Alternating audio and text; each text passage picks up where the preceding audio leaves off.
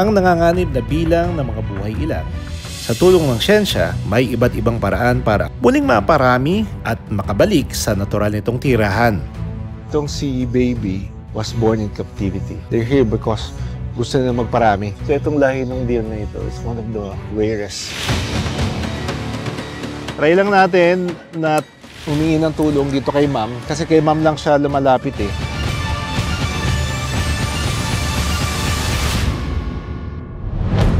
May tuturing na isang malaking tagumpay ang mahigit 4 na dekadang paghihintay ng mundo bago tuluyang ibaba ang estado nito mula endangered o nanganganib maubos tungo sa least concern.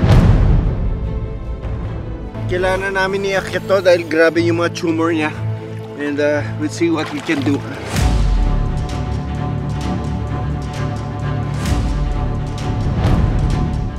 And grabe ito yung mga natanggal natin sa kanya. All this tumor.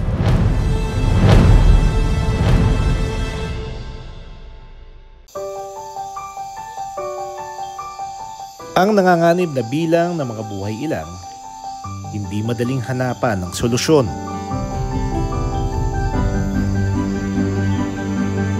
Sa tulong ng siyensya, may iba't ibang paraan para ang buhay ng mga kritikal na hayop muling maparami at makabalik sa natural nitong tirahan.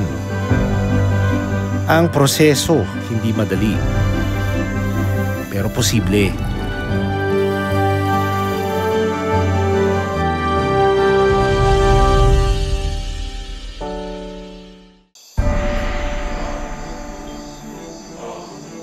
Ang kanilang dibdib namumula na para bang pusong nagdurugo. Ito ang critically endangered na ibon na Negros bleeding heart. Ang ground-dwelling bird na ito parang manok. Imbis kasi na lumipad, naglalakad ito sa lupa. Ito rin ang dahilan para maubos ang kanilang bilang ayon sa veterinaryo ng Talarak Foundation si Dr. Monica Atienza. They are ground doves and they can be easily preyed on. And then also, wala na rin kasing natitirang forest ang Negros. 3% lang ng primary forest ang natitira sa Negros. Natirahan ng mga Negros bleeding heart. Mahirap silang i-breed kasi meticulous sila with the environment na kung nasan sila. If mag-put ka ng bleeding heart in a flock, they will not breed on their own. So, kailangan meron silang specific area na sila lang dalawa. And walang sound, walang anything na makikita nila. Tinatayang nasa mahigit 200 na Negros bleeding heart na lang ang nasa wild. Kaya noong 2021, nagpadala ang Pilipinas ng 6 na pares ng Negros bleeding heart sa Singapore para doon subukan ito paramihin.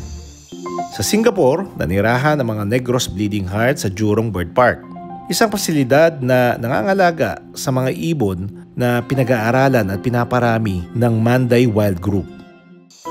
Kailangan i-relocate ang mga Negros bleeding heart sa Singapore dahil mas moderno ang pasilidad ng kanilang breeding program doon.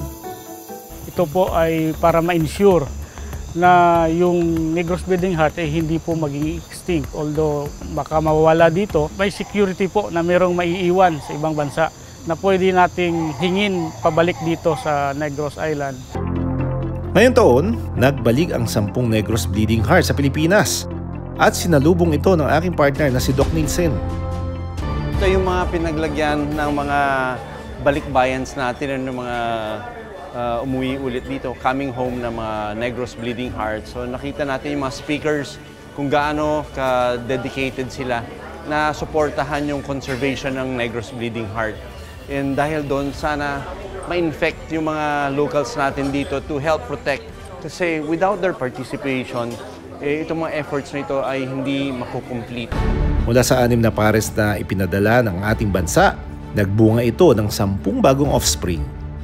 Pansamantalang nanatili noon ang mga ibon sa quarantine facility para sanayin sa bago nitong kapaligiran. Sa ngayon, nananatili sa pangangalaga ng Talarak Foundation ang 10 ibon para sa ginagawa nitong breeding program sa Negros.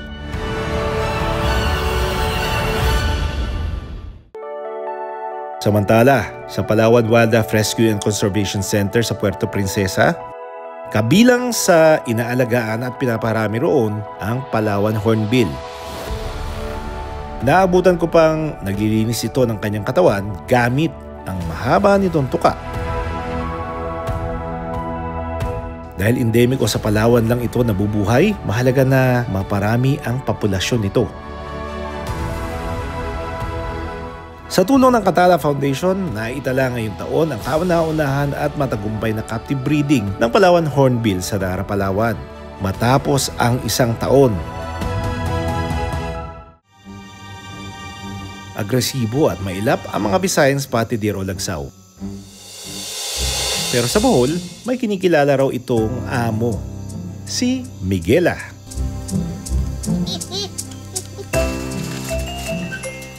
Hello, be. Yan saging, be? Yan saging? Itinuturing daw na parang anak ni Miguela ang lagsaw na si Baby.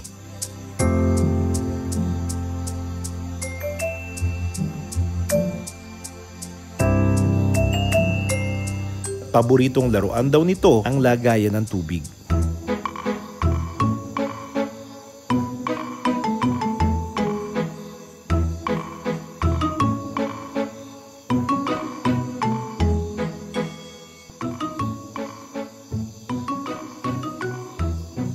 Pumunta kami ng Dumaguete. Nag-research kami. Nakita namin yung lagsaw sa Saliman. Gaano katagal ang nangyari bago nyo talaga naka-acquire at naiuwi sila dito? 2 years or 3 years before na-approve yung permit ko. Hirap talaga. Yung requirements pa lang ng DNR, sobrang hirap na. Bukod kay Baby, may 2 pang alagang babaeng lagsaw si Miguela. Layunin ng Central for Tropical Conservation Studies ng Silliman University na paramihin ang mga lagsaw sa pamamagitan ng conservation breeding. Itong si Baby was born in captivity, so hindi na siya pwedeng i-release back into the wild. But they're here because gusto na magparami. Itong lahi ng deer na ito is one of the rarest. Si Baby yung nag-iisang lalaki dito. There are 2 female deer and siya lang yung nag-iisa. Galing ito sa Silliman University. Kinuha nila at tinransfer dito para dito alagaan muna. Endangered species o hayop na nanganganib ng mawala ang mga Visayan spotted deer. Tinatayang may 700 lagsaw na lang ang natitira sa wild ayon sa IUCN Red List of Threatened Species. Napansin ko may sugat sa dibdib si Baby. Mapapansin nyo dito parang may mapula, tapos it's round. Yung nilalangaw, no? Karaniwan yan, siguro nakuha niya sugat dito sa enclosure o kaya kagat ng mga insekto or sa viral infection na usually results on its own. But since it's a wound, treat na rin natin. Try lang natin na humingi ng tulong dito kay ma'am kasi kay ma'am lang siya lumalapit eh. Hahawakan lang yung sungay and then lilinisin lang natin, bibigyan natin ng gamot. Okay. Okay na. Yeah. Okay na. Okay na, be. Okay na, be. Mula sa 7 individual, naparami ng sentrop hanggang sa 40 lagsaw sa kanilang pasilidad sa 4 na dekada. Nakita ko ang dedikasyon ni Miguela sa mga lagsaw. If you want to really take care of wildlife, you have to go through the right process. Yes. May permits, meron kayong infrastructure, meron kayong capability. Hindi yung kukuha lang tayo sa wild, lalagay mo siya sa kulungan, tas bahala na. Bahala, yeah. Diba? Ganun na nangyayari doon sa ilan eh. Madami. But this is how you do it properly. You go through the right venues, you secure the right permits, and you make sure that you have the capability to provide for them. End goal kasi endangered na talaga. Ang kanilang bilang hindi madaling maparami. Pero sa tulong ng mga taong handang sumugal para sa kanilang lahi, kahit ako man ang aantayin, hangad nating maging matagumpay ang kanilang pagpaparami.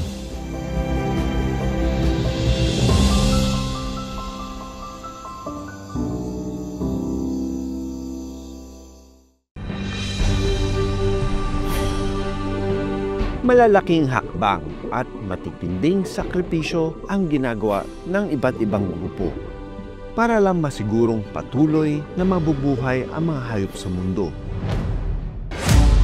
Iba't ibang mga kalunos-lunos na sitwasyon ng mga pawikan na aming sinubukang tulungan sa loob ng 18 taon ng aming programa. Kailangan namin iakyat to dahil grabe yung mga tumor niya. Kaya't may tuturing na isang malaking tagumpay ang mahigit 4 na dekadang paghihintay ng mundo bago tuluyang ibaba ang estado nito mula endangered o nanganganib maubos tungo sa least concern.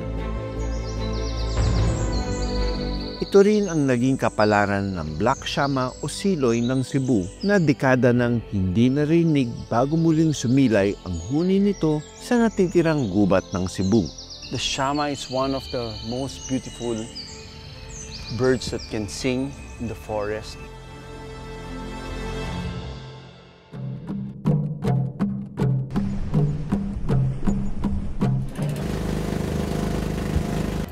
Maaga pa lang, naghanda na kaming mag-dive sa Sulu. Perfect day to dive. Wala pang current. Nice weather. Palubog pa lang kami. Sumalubong agad sa amin ang isang malaking pawikan. At may kasama ito, si Donatello, ang residenteng pawikan sa isla. Pareho silang mailap. Sa di kalayuan, may napansin ang aking kasama. Itsurang malaking bato na nababalutan ng lumot. Nang lapitan namin ito, isang nangihinang pawikan. Pero nang masuri, buhay pa ito at nasa kritikal na kondisyon. Nagpasya kaming iangat at tulungan ito. Halos putol na rin ang isang flipper o palikpik ng pawikan. May tumor yung pawikan! May tumor, kailangan namin iakyat to dahil grabe yung mga tumor niya. And let's see what we can do. 1, 2, 3.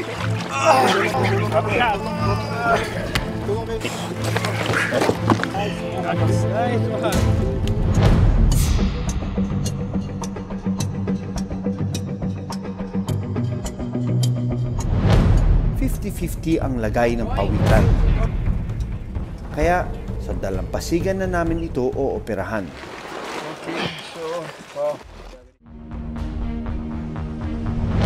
Meron siyang 15 bukol. This is my OR today. That's all, yung neck niya. Neck of the tumor.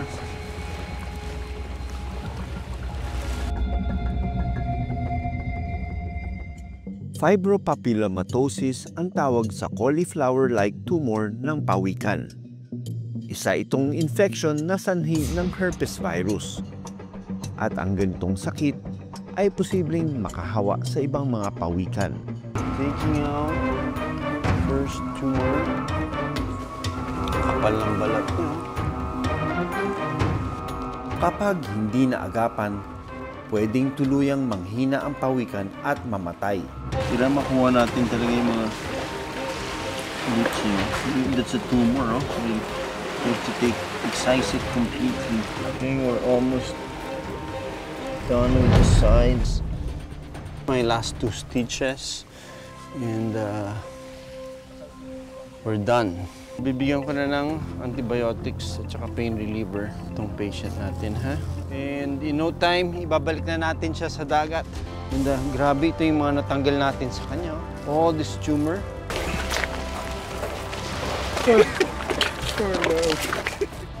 Bago pakawalan, sinuri ko muna kung may sapat siyang lakas para lumangoy. Wow! Look at this! Our patient is ready to swim without all those tumors.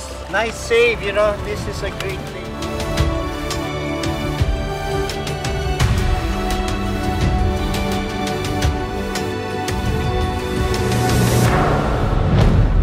Sa tala ng International Union for Conservation of Nature o IUCN Red List of Threatened Species, 1982 nang maging endangered ang estado ng pawikan sa mundo, kung saan maaaring tuluyan ng maubos at mawala ang mga ito dahil sa paghuli, kawalan ng tirahan at polusyon.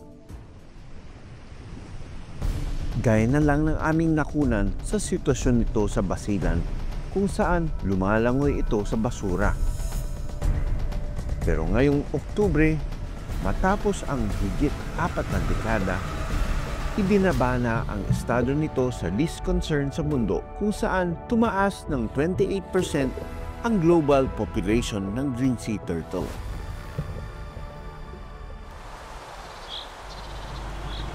Ito ang natitirang gubat ng Cebu, pero ang mas malaking bahagi nito, tapos na ang gubat. Dahilan para putik ang umagos sa rumaragasang baha tuwing may malakas na pag-ulan. Nasa 10,000 hektarya ng kagubatan ang nawala sa Cebu o halos kasing laki ng Bantayan Island mula taong 2001 hanggang 2022 ayon sa datos ng Global Forest Watch. Pero ang munisipalidad ng Alcoy sa Cebu, inilaban ang kanilang gubat. Sa Nugas kung saan naninirahan ang endemic na black shama o siloy, nasa 1.6 hektarya na lang ang gubat na natitira. So, akit tayo ngayon kasi ito daw yung active na time na nagpapakita itong siloy between 3 to 4 o'clock. Pero ang kalaban natin, baka umulan, so tara na, akit na tayo. Bago pa bumuhos ang ulan, sasamahan tayo ng forest warden na si Pedro para subukang masilayan ang siloy. Taong 2008 nang mapasama ang siloy sa listahan ng mga endangered na hayop dahil ang bilang nito aabot na lang ng 3,000 sa wild. According to Kuya Pedro, we've reached the territory of the siloy or the black shama. Kuya Pedro, itong lugar na ito, paano nyo nalaman na ito yung teritoryo ng black shama? May assessment kami kasama sa taga-DNR. Every quarterly nila buhat dito.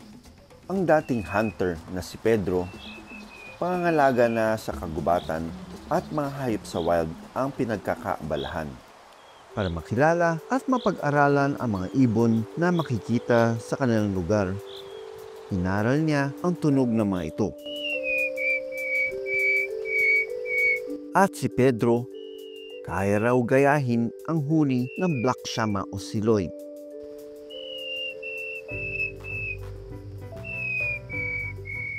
Kaya pati ako, napahuni na rin.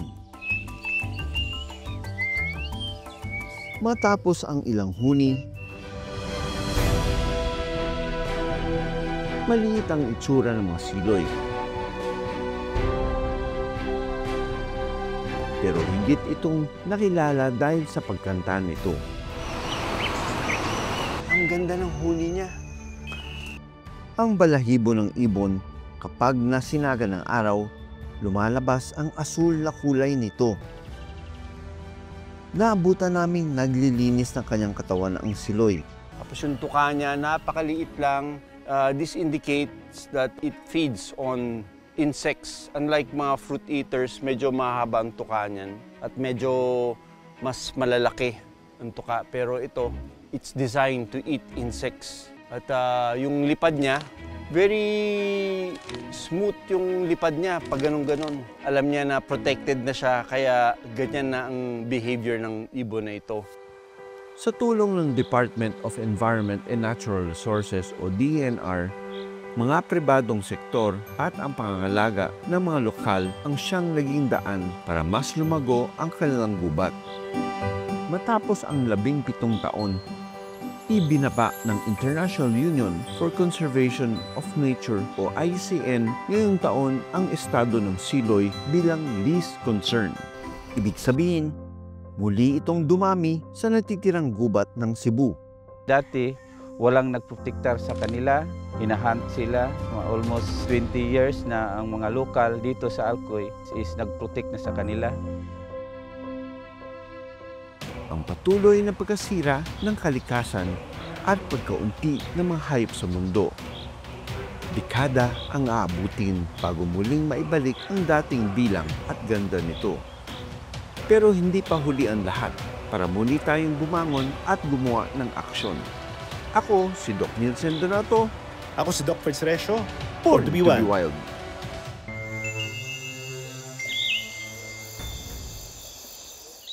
Maraming salamat sa panonood ng Born to be Wild. Para sa iba pang kwento tungkol sa ating kalikasan, mag-subscribe na sa GMA Public Affairs YouTube channel.